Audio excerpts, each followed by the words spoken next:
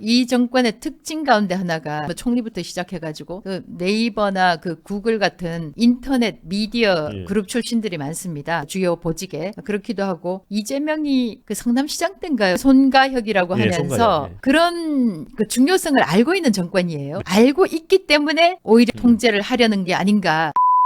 의원님이 1호 법안 되게 참신했습니다. 노란봉투법 재개정안 이제 대표 발의를 했는데 사실 이게 노란봉투법 그게 지금 논란이 돼 있는 게 이번에 삼성 하이닉스 엄청나게 영업이익을 많이 내다 보니까 그걸 가지고 노사협상 대상으로 올렸잖아요. 노란봉투법 있기 전에는 이게 경영에 관련된 문제고 이익을 나누는 방식까지는 아니잖아요. 그래서 그런 부분도 있고 다른 대기업으로 또 퍼져나가는 경향도 있고 그래서 발의를 하신 건데 핵심 내용이 뭔가요? 전 노란봉투법은 대한민국 망치자 네, 법이라고 네. 생각을 해요. 주요 내용은 그렇습니다. 진짜 사장 나와라라고 예. 소리치면서 네. 하청기업의 노조원들이 원청기업 사장에 대해서 요구를 하지 않습니까? 우리하고 네. 협상에 나서라 이렇게 네. 요구를 네. 하지 않습니까? 네. 그러면 우리가 뭐 참 많이 들어온 대로 이재용 회장이나 최태원 회장은 365일도 모자라요. 계속 협상해야죠. 삼성이나 SK 하이닉스 같은 SK 같은 경우는 예. 하청기업들이 수천 개 된다고 예. 하지 않습니까? 예. 그런데 진짜 사장 나와라라고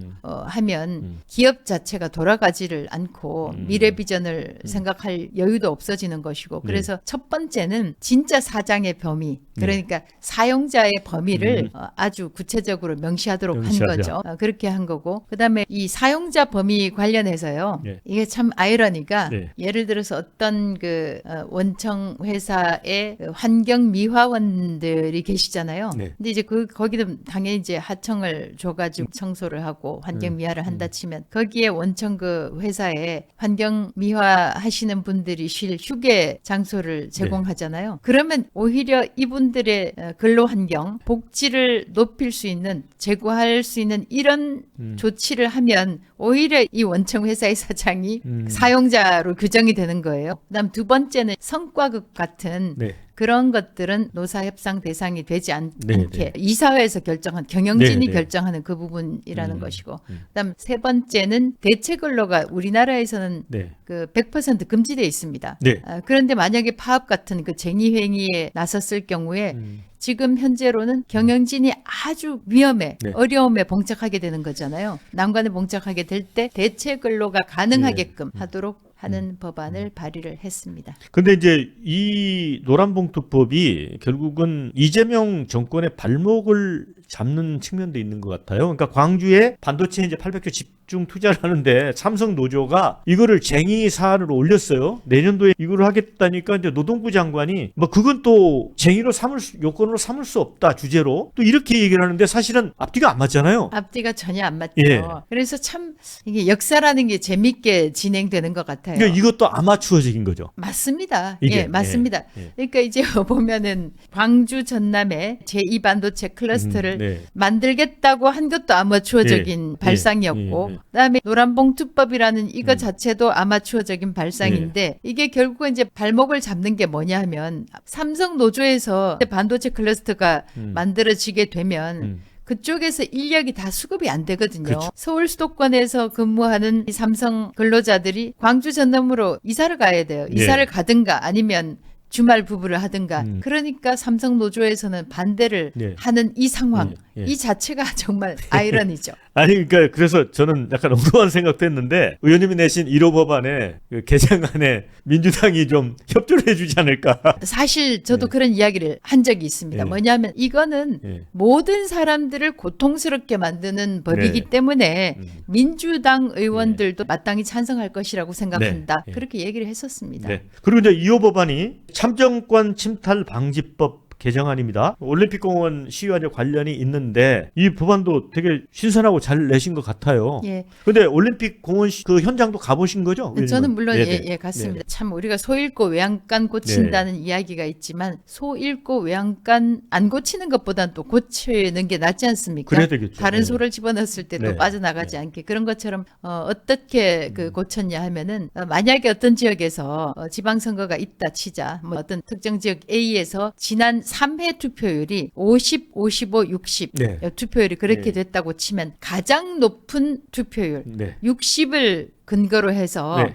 거기에 플러스 일정 수준 이상의 이상의 투표용지를 인쇄한다. 투표용지를 예. 인쇄를 하고 음. 그다음에 이제 5%는 일일이 일련 번호를 인쇄를 해서 예비적으로 네네네. 마련을 하도록 하고 그다음에 만약에 투표용지 부족 사태라든가 아니면 뭐 어떤 그 사고가 발생했을 경우 이거를 중대 선거 관리 사고라고 규정을 하고요. 10일 이내에 사고를 조사할 수 있는 그런 위원회를 구성하도록 했습니다. 그래서 뭐 사실상 즉시 조치를 할 수 있도록 한 거죠. 조사를 하도록 하고 그러니까 이제 투표 용지도 충분하게 공급을 할 수 있도록 하고 만약에 어떤 사고가 터졌을 때 이게 우왕좌왕하다가 그냥 시간만 갈 수도 있고 또 만약에 범죄 가능성이 있다고 하면 증거들이 없어지지 않습니까? 그러니까 사실상 즉시 사고조사위원회를 구성을 하도록 하고 그다음에 만약에 투표용지가 네. 부족해서 제가 투표를 못했어요. 네. 그럼 제가 배상을 사실상 자동으로 받을 수 있도록 했습니다. 그러니까 국가 배상을 자동으로 받을 수 있게. 네. 예. 지금까지는 이런 경우가 있어도 혼자 한 개인이 이런 소송을 제기하고 배상을 받는 절차를 하려고 그러면 굉장히 불편하고 네. 시간이 예. 걸리거든요. 예.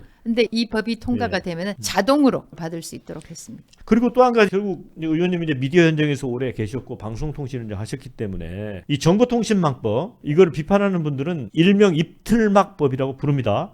그러니까 이게 제가 볼 때는 이제 문제가 사실적시 명예훼손도 포함하도록 돼 있어요. 아니, 사실을 이야기했는데 처벌받는다는 게 좀 억울하기도 한데, 근데 더 큰 문제는 임시조치제도, 그 블라인드 처리하는 것 같아요. 그러니까 요즘 특히 20, 30대 젊은 층들은 손가락의 자유를 엄청 원하거든요. 그렇습니다. 근데 자기가 어떤 댓글이나 뭘 올렸는데 이거를 누군가 신고를 하잖아요. 네. 그러면 일단 포털 사업자가 벌금 부과된 것도 이제 부담스럽고 하니까 임시적으로 조치를 할 수 있어요. 30일 동안. 예. 그러면 어떤 빅 이슈가 터졌을 때 저는 손가락을 통해서 의사표시를 하거나 어떤 댓글로 의사 형성을 하는 것 자체는 민주주의를 풍성하게 한다고 보거든요. 그런데 30일 동안 막아버리면 그 이슈 자체가 소멸돼 버리잖아요. 맞습니다. 저는 이게 정말 민주주의를 막는 것 같아요. 그러니까 이 예. 정보통신망법 77 입틀막법이라고 불리는 예. 이 법에 대해서 심지어는 소위 그 좌파 언론 단체들도 반대. 다 반대해요. 그러면 이제 예를 들어서 나중에 굉장히 폭발력이 있게 갈 수가 있는 그런 사안들이 초기에 그냥 묻혀버리는 그런 일이 벌어질 수도 있는 그러니까 거죠. 특히 이제 예를 들어 큰 권력을 가진 사람이나 이제 굉장히 뭐 사회적으로 유력한 인사가 될 수도 있고, 그러니까 이게 오히려 30일 동안 블라인드 처리를 해보게 되면 오히려 긍정적인 측면보다는 저는 부정적인 측면이 더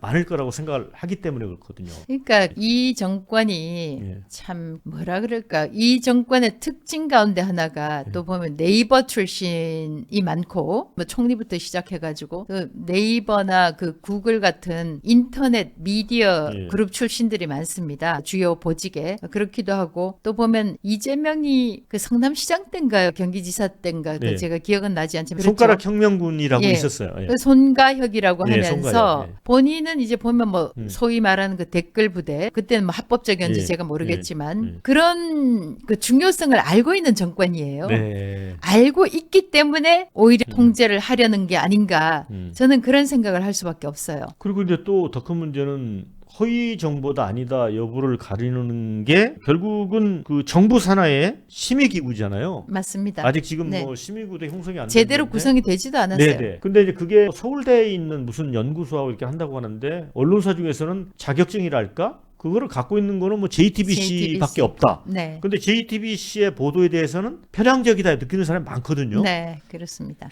근데 더 제가 볼 때 좀 걱정인 거는 이게 이제 정부는 직접 개입하지 않는 형태로 돼 있거든요. 그래서 포털 사업자들에게 사실은 이제 떠넘기는 거잖아요. 근데 포털 사업자들은 겁을 먹고 있잖아요. 그러니까 이제 너무 과도하게 신고만 하게 되면 댓글 차단해 버리고 그렇게 할 것 같거든요. 그러니까 좀 전에 말씀하신 대로 30일 블라인드 처리라든가 일단 그 소위 선제적 조치를 취할 수밖에 없죠. 기업의 이익을 위해서. 네, 그러니까 예. 이거는 저는 헌법상 표현의 자유도 충돌하는 거기 때문에 이거는 국민의힘에서 위헌 심판 한번 청구해야 되는 거 아닌가요? 제가 듣기로 위헌 청구를 어디선가서 하는 걸로 제가 예, 들었는데 그렇죠. 예. 한번 알아보겠습니다. 근데 예. 이게 표현의 자유와 관련해서는 오랜 논쟁은 그거 같아요. 옛날에 사전 심의 제도가 있었잖아요. 예. 가요에. 그거 제가 그 과거 기록을 보니까 이른바 사전 심의 제도에 대해서 위헌적이라면서 가장 반발했던 정당이 정당이 민주당의 과거 전신 정당들이에요. 네. 그래서 그때 노무현 변호사, 천정배 변호사 이런 사람도 그 소송을 수행했다고 해요. 그리고 김대중 대통령도 이 부분에서 비판했고 그래서 이게 위헌 심판을 받았어요. 네.